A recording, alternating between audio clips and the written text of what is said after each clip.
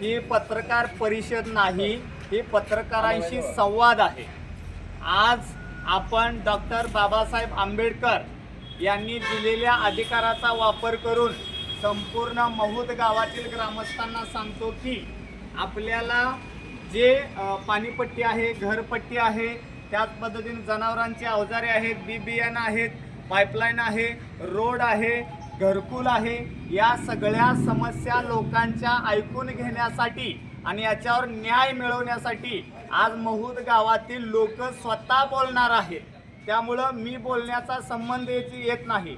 माझी विनंती आहे की महूद गावामध्ये जे काय भोंगळ कारभार चालू आहे, ग्रामसेवक आणि ग्राम महसूल अधिकारी, रोजगार सेवक हा मनमानीप्रमाणे कारभार करत आहेत। यांना कुठंतर वाचा फोडण्यासाठी आम्ही या ठिकाणी तुळे बंधू आणि आमची सर्व टीम या ठिकाणी आलेली आहे। तुम्ही आता जनतेशी संवाद साधा। सत्यवान डाळे, राहणार डाळेवाडी, इथं महूद गावामध्ये गोरगरीब जनतेला जे घरकुल येते त्या घरकुलमधून त्यांचा एक मास्टर काढण्यासाठी 500 रुपये प्रति असे 4 बिल काढायला एका घरकुला 2000 रुपये घेतले जातात रोजगार सेवकाकडून। ही कशासाठी? असे काय अनुभव आलेत का तुम्हाला? माझ्याकडे प्रूफ आहे, रोजगार सेवकाला ऑनलाईन पेमेंट केलेलं माझ्याकडे प्रूफ आहे। किती जणांची अशी घेतली असेल? मी तात्पुरती एकच घेतली, गोळा करायचं काम चालू आहे माझं। आणखी काय घोटाळा झालाय का? आणखी बरेचसे घोटाळे ते ज्याला ज्या घोटाळ्याबद्दल माहिती आहे ते देईल ना। ठीक, तुम्ही फक्त घरकुला संदर्भात हा घरकुला संदर्भात फक्त रोज सत्यवान डाळे कोणाच्या स्कॅनर पैसे गेले? स्वतः रोजगार सेवकाच्या अकाउंटवर गेले। रमेश डाळे 2025 मध्ये घरकुल आलता आमचं ऑनलाईन नावावर, पण पहिला मस्त निघला, पण पहिला मस्त आम्ही घरकुलची बांधकाम केलं खर्च, नंतर दुसरा हप्ता आणि निघला नाही, 9 महिन्याला काही नाही। रोजगार मध्ये फोन लावला त्याला तर ते म्हणते आला नाही, 9 महिन्याला काही निघाला नाही। त्याची काय कारण मी माणसं सांगितलं का? नाही ना, काही 100 लोकांना अडकले असं म्हणते, राहिले म्हणजे अडकल्यामुळे निघालं नाही? हां असं म्हणते, 8-9 महिन्याला चालू झालं नाही। त्याच्या व्यतिरिक्त तुमच्या दुसऱ्या काय समस्या? मी सत्यवान ज्ञानोबा दीक्षित मौळ, ग्रामपंचायत जागा भाड्यासाठी आम्हाला वारंवार तिने वेगवेगळी नोटिसा दिले त्याच्यात एकात 18,000 भाडं मागितले, एकात 19,000 रुपये मागितले, एकात 24,000 रुपये मागितले। त्या असं कशापाय म्हणले एका मापात एका ह्याच्यात भाडेपट्टे घ्या, तर नाही म्हणले हाही ठराव आमचा झालेला, ह्या प्रमाणे आम्ही येणार, तुम्हाला जे दिलं तेच प्रमाण भरावं लागेल। आणि त्यासाठी आमचं नळ कनेक्शन तोडले, नळपट्टी भरतो म्हणत असताना भरून घेतली नाही आणि नळ कनेक्शन तोडले, माझं आणि कुमार डोने आमच्या भावाचे विजय ज्ञानोबा दीक्षित, ग्रामपंचायतची ग्रामपंचायत गाळे ग्रामपंचायत खुल्या जागेत आम्हाला पहिलं 2009 काय केलेले यायचे टपरे गडपे जागे, त्याच्यावर भाडं घेते त्यांनी पहिलं 6,000 घेतलं, परत 12 केलं, 18 केलं, आता 24,000 रुपये मागते। आम्ही भरत नाही म्हणून थांबवलं, त्यांनी कोर्टाच्या नोटिसा काढल्या होत्या लोक अदालतच्या। मग त्यांना म्हटलं आता येऊ द्या, लोक अदालतमध्ये निघाल्यावर आम्ही कोर्टात पैसे भरतो, म्हणताना तसं केलं नाही म्हणली, म्हणून नळ कनेक्शन तोडले ते, पाणी बंद आहे आता 2 महिने। पंचायतीने ठराव घेऊन मंजूर केले, त्याची काय नोटीस आहे का नाही, आम्ही नॉमिनल दिलेली आहे, त्याचा आणि आमचा ह्याचा काय संबंध नाही असं त्यांनी सरळ सांगितलं होतं आम्हाला। आता माहितीचा अधिकार देऊन त्यांना म्हणजे 7 तारखेला मागच्या दिलाय, अजून त्यांनी एकही कागद आम्हाला रिटर्न दिला नाही। माहितीच्या अधिकाराखाली आम्ही नोटीस दिलेली आहे त्यांना, त्याची पोच बी आमच्याकडे आहे। 7 तारखेला दिली, आता 7 तारीख होऊन गेली तरी त्यांनी अजून 1 रुपया म्हणजे माहिती काय सध्या दिली नाही, कागद सध्या दिला नाही। जेव्हा तुम्हाला काय करायचं ती करा, सही करून दिली नाही एवढंच म्हणून आम्हाला सांगितलं। ह्या संदर्भात ग्रामसभेमध्ये काय ठराव वगैरे घेतले? ग्रामसभाच झाली नाही, ग्रामसभा झाली, ग्रामसभा भरवली। सगळ्यात महत्त्वाचा विषय, ग्रामसभा ज्यावेळेस एखाद्या गावची ग्रामसभा होती त्यावेळेस लोकांपर्यंत पोहोचवणं काम कुणाचं आहे? ग्रामपंचायतचं काम आहे। ग्रामपंचायतची आज तागायत, माझं वय आज 33 वर्ष आहे, 33 वर्षाच्या काळात कधीही सर्वसामान्यापर्यंत आज बा ग्रामसभा असं कधीही कळलं नाही। ह्यांनी आता जो दीक्षित साहेबांनी मुद्दा मांडला, मी पण गाळाधारक आहे, ह्यांनी जिथं 300 रुपये वर्षाला 1000 रुपये 1200 रुपये भाडं होतं, ह्यांनी महिन्याला 1200-1000 रुपये भाडं केलं आणि एकाही गाळाधारकाला एकही नोटीस काढलेलं नाही। आम्ही विचारायला गेलो, आम्ही सगळ्यांनी त्याच्यावर मी स्वतः सही केली, तर आम्ही सगळ्यांनी सह्या करून दिले। आम्हाला त्यांनी काय कारण सांगितलं माहिती आहे का, की ग्रामपंचायतच्या आधी येते ग्रामपंचायत ठरवल, त्याच्या अगेन्स्ट ज्यावेळेस आम्ही आता आमचा मुद्दा विचारायला गेलो त्यावेळेस मला निदर्शनात आलेलं लोकांचा, आता सर्वसामान्य कुटुंबातला एक जे रोजगार करून खातोय इथला रहिवाशी आहे, जर धरून चाला त्याला एक 300 रुपये रोज आहे आणि त्याच्याकडे बाकी 1000-1200 रुपये, त्यानं त्याचं घर चालवायचं, पोरं शिक्षण बघायचं का काय करायचं. इथं आल्यानंतर ह्यांनी काय भाषा वापरायची माहिती आहे का, भर नाही तर बाहेर निघ, चल देत नाही तुला, कुणाला घेऊन ये त्याला घेऊन ये. राहिला दुसरा मुद्दा, त्यांनी आज तागायत, आपण कोणाचं नाव घ्यायची कारण नाही, मोठमोठ्या लोकांचं फोनवरनं उतारा देते, पाहिजे ती कागद घरी नेऊन देते. काय त्यांचा हमाल आहे तुम्ही, एकट्या त्यांचं गाव आहे. सर्वसामान्य लोकांसाठी ग्रामपंचायत आहे का मोठ्या मोठ्या लोकांसाठी? थोडक्यात मर्जीतल्या लोकांना दिलं जातं. मर्जीतल्या लोकांना पुढं कुठं वरिष्ठांना सगळ्यात महत्वाचा विषय, माझी वैयक्तिक, मी गाळाधारक आहे, माझ्याकडे 3 वर्षाचं भाडं होतं, मला भाडं भरल्याशिवाय त्यांनी मला उतारा दिला नाही. मी पावत्या भरलेल्या माझ्याकडे पावत्या आहेत. मला वैयक्तिक मला 1 महिना त्यांनी त्रास दिला. मी म्हणतो 10,000 भरतो, 15,000 भरतो. मला रेशन कार्डासाठी पुढं वरिष्ठाला कुठं कळवलंय का? तक्रार केल्यानंतर ती म्हणते जा काय करायचं कर. वरिष्ठ तुम्ही कळवलंय का कुठं? हो केली ना, लेखी तक्रार केली मी त्यांना. कोणाकडे केली? बीडीओ ऑफिसला तक्रार केली ना. त्यांच्याकडनं काय प्रतिक्रिया? त्यांच्याकडनं आणखी काय प्रतिक्रिया आली नाही. मी तक्रार करून जवळजवळ 20-25 दिवस होत आले. मला तुमचं देतो, करतो, ठेवतो ह्या भाषेत उत्तर दिली. आणि माझ्या समोर एक सर्वसामान्य कांबळी माणूस आला होता, अपंग आहे पायानं. ते म्हणलं माझं ही झालं नाही, वाटलंही म्हणलं तू का झोपला होता वाटलं. ही बोलण्याची पद्धत नाही. तुम्ही सर्वसामान्य माणसांकडनं आज पगार घेताय, तुम्ही आमच्या भरलेल्या ह्याच्यातून वर्षाला 970. आमचा महूद ते कारंडी वस्ती, कदम वस्ती, तो रोड मुरमीकरणाचे पैसे निघून रस्ता आता चालवला, एक थोडा जरी पाऊस झाला तर मोटरसायकल सुद्धा जाता येत नाही. पुलांची बिलं निघलेली आहे, ती मुरमीकरणाचे पैसे बिलं काढलेली आहे, ती रस्ता कसलाच नाही, तिथं अस्तित्वातच नाही. आणि एका वर्षात 3 वेळा पाईपलाईन गेली, एकच पाईपलाईन 3 वेळा एका वर्षात गेली वॉटर सप्लायची. म्हणजे 3 बिलं काढली, 3 बिलं निघले एकाच वर्षात. आता माझंच मशीन होतं ना चालवायला तिथं, आता काय बाकीच नाही. जो काम करतोय तोच सांगतोय ना 3 म्हणजे एकच पाईपलाईन किती जण आणि आमच्या नागाला उकरून जाते ती, आमच्या दारात उकरून जाते ती. नाही, पण मी 10वीला असताना म्हणजे 2010ला माझी 10वी झाली. तुमचं नाव सांगा. बालाजी बेहरे.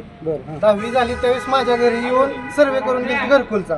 माझ्या आई खुरप घेऊन रोज कामाला जात होती. मी आता वेटरनरी डॉक्टर आहे. पण त्यावेळेस माझा सर्वे झालता 2010ला. अजून मला घरकुल आलं आणि माझ्या ऐका की, आणि माझ्या आसपासच्या लोकांना 2-3 वेळा घरकुल आहे. तुमचं कारण आणि गेल्या महिन्याभरापूर्वी 2 महिने झाला असतील, माझ्या आईनं मला सांगितलं की अशा व्यक्तीचं नाव घेऊन गेले घरकुलला आणि एका महिन्यात तिला घरकुल आलं. एका घरात 2-3 घरकुल आहे. आणि ही रिअल परिस्थिती आहे. म्हणजे घरकुल ही ज्याचे पैसे देतो आणि मर्जी आहे त्यालाच देतो. मर्जीच म्हणायचं, पैसे मर्जीत, ह्याच्याशिवाय दुसरं काय पर्याय नाही ना. त्याला घरकुल आहे. तुमच्या 20,000 मिळतात तर देते. कारण सांगायला विचारायला गेलं तर आलंच नाही तुमचं यादीला नाव. कशासाठी आलं नाही म्हणते ती? काय सांगतच नाही ती कशासाठी आलं. कागदपत्री क्लिअर केलं का? हो का? त्याला घरकुल आहे. अहो ज्याच्या 50 एकर जमीन आहे त्याला 2 वेळा घरकुल आले. माझ्या आईच्या नावावर 1 गुंठा आहे, तरी घरकुल नाही. घरकुल. म्हणजे खऱ्या लाभार्थ्याला एकच घरकुल गुंठा मिळत नाही असं तुमचं म्हणणं? 1च गुंठा त्या नावावर आहे. बरं, म्हणजे खऱ्या लाभार्थ्याला घरकुल नाही, घरकुल नाही. बरं, धन्यवाद. चला सांगा जे टाळेवाडीमध्ये जे गायरान आहे त्यामध्ये त्यांनी फळबाग वृक्ष लागवड असं 4-4.5 लाख रुपये बिल काढले पाईपलाईनसाठी. पण तिथं फळबाग लागवड वृक्ष लागवड अजिबात झालेली नाही, मोकळं बिल काढलेले आहे. 4.5 लाखापर्यंत बिल आहे. तुम्ही स्वतः तिथं बघितलं? हो, मी स्वतः रहिवासी टाळेवाडीला. काय काय होतं त्या कामात? फळबाग लागवड वृक्ष लागवड आणि पाईपलाईन. केलेलीच नाही. पाईपलाईन केली त्यांनी, पण फळबाग वृक्ष लागवड अजिबात नाही. बिलं काढले ते का? बिल काढले. आणि त्या फळबागेला लागणारं खुरप वगैरे ही ते पुरावा आहे ना त्या संदर्भात? हो आहे की. पुरावा आहे. एक ग्रामपंचायत सुशोभीकरणासाठी 7-7 लाख रुपये निधी येतोय. पण आता या ग्रामपंचायतमध्ये खुर्ची सुद्धा बदल केली नाही. एवढ्या मोठ्या प्रमाणात निधी येतोय पण त्याची विल्हेवाट लागत नाही. याचं त्यांनी उत्तर द्यावं. तुम्ही ग्रामसभेत कधी सभाच घेत नाही. कधी सभा घेत नाही आणि काय होतं नाही त्या ग्रामसभेत. सर्वसामान्यपर्यंत सभेची कल्पनाच पोचत नाही. त्यामुळं लक्षात देत नाही की बाबा सांगत नाही की बाबा ती ग्रामपंचायत सभा आहे, तुम्ही या बोला. गाडी घेऊन पुकारते का ग्रामसभा आहे? ठीक आहे. ऐकून घ्या हो, गाडी घेऊन पुकारलं जात नाही, बरोबर? म्हणजे ग्रामसभा ही पुढाऱ्यांची आहे का जनतेची? हा? मला उत्तर द्या. ग्रामसभा ही पुढाऱ्यांची आहे का जनतेची आहे? जनतेसाठी पण ही पुढाऱ्यासाठीच घेते. पुढाऱ्यासाठी घेते म्हणजे बरं, त्याची बिलं ग्रामसभेत काढायला. ग्रामसभेत मानता नाही आलं. हो थांबा 2 मिनिटं थांबा की जरा 2 हा मिनिटं थांबा थांबा. थांबा की जरा. ग्रामसभेत मानता नाही आलं तुम्हाला बरोबर. मग तुम्ही संबंधित ग्रामसेवकाशी सरपंचाशी बोलल्यानंतर काय उत्तर आलं? नाही अशी कधी बोलायची वेळ तर नाही हो. काय म्हणजे बोलला नाही का विषय? कधी बोलला तर दमदाटीची तुम्ही भाषा. संपर्क केला बोललो तर ना? दमदाटी भाषा. दमदाटीची भाषा असेल. दमदाटी भाषा केली जाते. हा जरी ग्रामसभा घेतली गेली हा. तर तिथं बोलणारा बी त्यांचाच, जिरवणारा बी त्यांचाच. बरं. आणि बोलू तर घरी येतात लोक नेते मंडळी कशाला बोलतोय जाऊ दे ना सोडून आपण म्हणजे कुठल्याही प्रश्नाला उत्तर मिळत नाही. रामचंद्र माने तर आता कुठं राहणार बेकर वसाहत 10 महिने झाले घर खरेदी केले भाऊसाहेबनं नोंद करून घेतली बरं आणि आधीच्या मालकाची पाणीपट्टी घरपट्टी घे भाऊसाहेबला भरून घेतली नाही माझ्या नावावर हायाशी लावली उतारा मागा गेलं का अंगावर येतो भाऊसाहेब काठी घेऊन. अंगावर यायचं तो ग्रामसेवक जनतेचा आहे की जनतेच्या अंगावर येण्यासाठी? आणि काय तिथे गेलं का बोलू सकाट देत नाही एक शब्द सकाट काढत नाही कोणाला आणायचा त्याला आणजा कुठं जायचं तिथं जा काय करायचं ती कर जा तुझ्या वरीनं बघ. ग्रामसेवक बोलतो का असं? हो पुढाऱ्याची काय वचक सांगतो का दुसऱ्या? नाही दुसऱ्या पुढाऱ्याची वचक सांगणार ती म्हणतो तू कुठं जायचं तिथंपर्यंत तुझ्यात काय असेल तेवढं दम बघून घे. तुम्ही जागा घेत असताना तिथे त्या उतारेवरती काय बघितलं होतं का नाही? समजा ही केलं होतं भाऊसाहेबनं खरेदी करायच्या आधी नोंद करून घेतली मी त्याची कलेक्टर पर्यंत घरपट्टी पाणीपट्टी भरलेली होती का पूर्वीची? उतारा बघितला नव्हता का? कागद आणला. थांबा जरा 2 मिनिटं. तुम्ही प्रश्नाची उत्तर द्या. हा. उतारा बघितला नव्हता का जागा खरेदी करताना? काय भाऊसाहेबनं आम्हाला बघू दिलं नाही सांगू दिलं नाही. दाखवलंच नाही हा आणि डायरेक्ट पाणीपट्टी आणि घरपट्टी लावली. हा आणि आता माझं प्रकरण सांगोला अर्बन बँकेच केलंय उतारा मागा गेलो तर पहिली घरपट्टी आणि पाणीपट्टी दे त्याशिवाय ठीक नाही. आम्हा कागद दाखवू द्या. कागद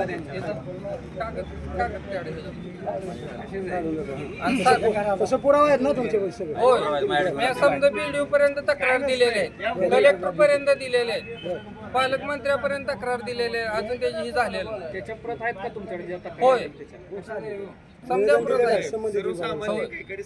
मग तिकडून काय उत्तर आलं? नाही अजून आले नाही. राहणार मी राहायला 25 वर्ष झालं इथं गावाला सगळे गावाला मी आम्हाला काय नाही कधी आम्हाला लांब कधी काही केलं नाही आम्हाला जवळ केलं तर आम्हाला काही 2 दिवसात कधी केलं नाही. तक्रार काय फक्त तक्रारही आमची अशी आहे मी आत्तापर्यंत 25 वर्ष झालं मी काय नाही पाणी 1.5 किलोमीटर पाणी आता चालू आणि पितो आणि पाईपलाईन आमच्या गैरानातून सगळं पाईपलाईन सगळं पूर्ण आमच्या दारापर्यंत पाईपलाईन गेलेली इथं धावताना मला पाईपलाईन तुम्हाला पाणी येणार आहे आता कारण ती पाईपलाईन बघतो तर पाईपलाईन पुढूनसाठी आम्हाला पाणी प्यायला नाही घरकुल नाही आम्हाला घरकुलासाठी तुम्ही अर्ज केला का? घरकुलासाठी 2 ते 3 वेळा अर्ज केला 3 वेळा अर्ज केला 3 वेळा घरकुल आलं नाही बरोबर. एक तर घरकुलाला पैसे कमी संडास एवढे पण ती पण आलं नाही. साहेब एक जण ठीक आहे, सर. 5-6 घरकुल आहे आम्हाला ती. घरकुल एका माणसाची.